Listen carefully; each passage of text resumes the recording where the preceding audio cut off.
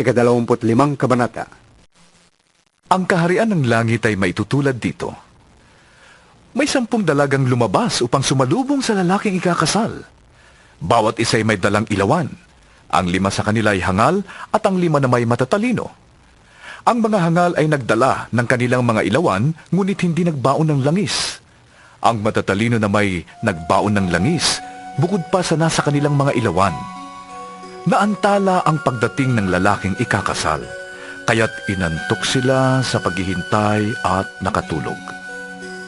Ngunit ng hating gabi na may sumigaw, "Narito na ang lalaking ikakasal!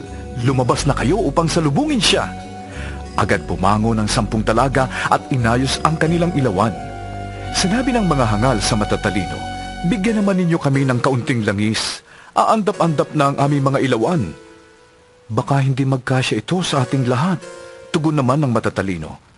"Mabuti pa'y pumunta muna kayo sa tindahan at bumili ng para sa inyo." Kaya't lumakad ang 5 hangal na dalaga.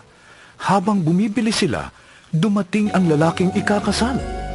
Ang 5 nakahanda ay kasama niyang pumasok sa kasalan at isinara ang pinto. Pagkatapos, dumating naman ang 5 hangal na dalaga. "Panginoon, papasukin po ninyo kami," sigaw nila. Ngunit tumugon siya, "Sinasabi ko sa inyo, hindi ko kayo nakikilala." Pagkatapos nito'y sinabi ni Jesus, Kaya't magbantay kayo, sapagkat hindi ninyo alam ang araw ni ang oras. Ang paghahari ng Diyos ay maitutulad dito. May isang taong maglalakbay, kaya't tinawag niya ang kanyang mga tauhan at ipinagkatiwala sa kanila ang kanyang ari-arian. Binigyan niya ng salapi ang bawat isa ayon sa kanilang kakayahan. Binigyan niya ang isa ng 5,000 salaping ginto, ang isa na may 2,000 salaping ginto, at ang isa pa'y 1,000 salaping ginto. Pagkatapos, siya'y umalis. Humayo agad ang tumanggap ng 5,000 salaping ginto at ipinangalakal yon. Kumita siya ng 5,000 salaping ginto. Gayon din naman, ang tumanggap ng 2,000 salaping ginto ay kumita ng 2,000 salaping ginto pa. Ngunit ang tumanggap ng 1,000 salaping ginto ay humukay sa lupa at itinago ang salapi ng kanyang Panginoon. Pagkaraan ng mahabang panahon, bumalik ang Panginoon ng mga tauhang yon at sila'y pinag-ulat. Lumapit ang tumanggap ng 5,000 salaping ginto at sinabi, "Panginoon, heto po ang 5,000 salaping ginto na iniwan ninyo sa akin. Heto pa po ang 5,000 salaping ginto na tinubo ko." Sinabi sa kanya ng Panginoon, "Magaling, tapat at mabuting lingkod.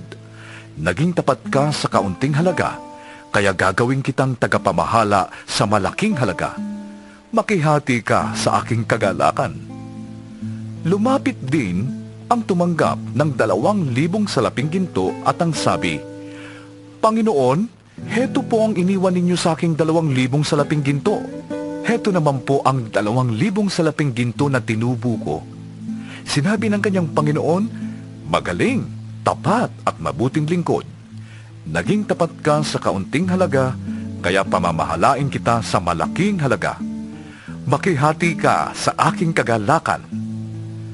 Lumapit naman ang tumanggap ng 1,000 salaping ginto at sinabi, "Alam ko pong kayo'y mahigpit at pinipitas ninyo ang bunga ng hindi ninyo itinanim at inaani ninyo ang hindi ninyo inihasik.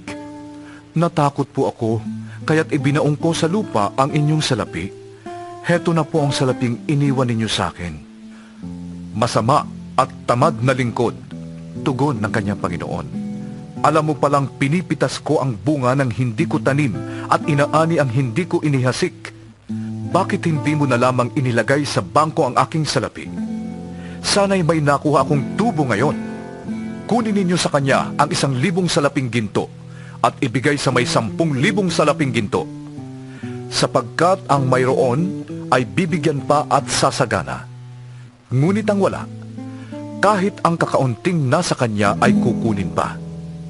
Itapon ninyo sa kadiliman sa labas ang walang silbing taong yan. Tatangis siya doon at magngangalit ang kanyang ngipin. Pagdating ng anak ng tao bilang hari, nakasama ang lahat ng anghel, ay uupo siya sa kanyang maringal na trono. Titipunin naman sa harapan niya ang lahat ng tao, at sila'y kanyang pagbubukod-bukurin, tulad ng ginagawa ng pastol sa mga tupa at mga kambing. Ilalagay niya sa kanyang kanan ang mga matuwid, at sa kaliwa ang di matuwid. Pagkatapos, sasabihin ng hari sa mga nasa kanan niya, "Hali kayo, mga pinagpala ng aking ama. Pumasok na kayo sa kahariang inihanda para sa inyo, mula pa nang likhain ang sanlibutan. Sapagkat ako'y inyong pinakain noong ako'y nagugutom. Ako'y inyong pinainom noong ako'y nauuhaw. Ako'y isang dayuhan at inyong pinatuloy. Ako'y walang maisuot at inyong dinamitan. Nagkasakit at inyong tinalaw. Nabilanggo at inyong pinuntahan."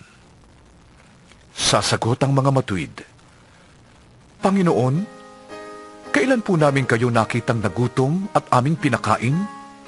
O nauhaw at aming pinainom? Kailan po kayo naging dayuhan at aming pinatuloy? O kaya'y walang maisuot at aming dinamitan? At kailan po namin kayo nakitang nagkasakit o nabilanggo at kayo'y aming dinalaw?" Sasabihin ng hari, "Sinasabi ko sa inyo, nang gawin ninyo iyon sa isa sa mga pinakahamak kong mga kapatid, iyon ay sa akin ninyo ginawa." Sasabihin naman niya sa mga nasa kaliwa, "Lumayas kayo sa harapan ko, mga isinumpa. Doon kayo sa apoy na di mamamatay, na inihanda para sa dyablo at sa kanyang mga kampon. Sapagkat hindi ninyo ako pinakain nung ako'y nagugutom.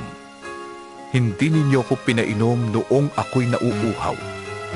Hindi ninyo ako pinatuloy noong ako'y isang dayuhan. Hindi ninyo ako dinamitan noong ako'y walang maisuot. Hindi ninyo ako dinalaw noong ako'y may sakit at noong ako'y nasa bilangguan."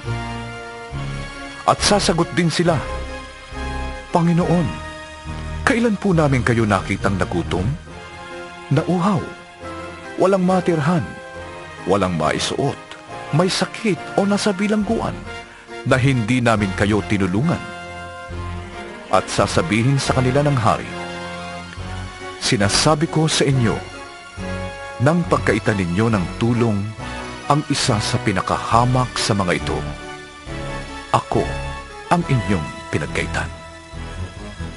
Itataboy ang mga ito sa kaparusahang walang hanggan, ngunit ang mga matuwid ay magkakaroon ng buhay na walang hanggan.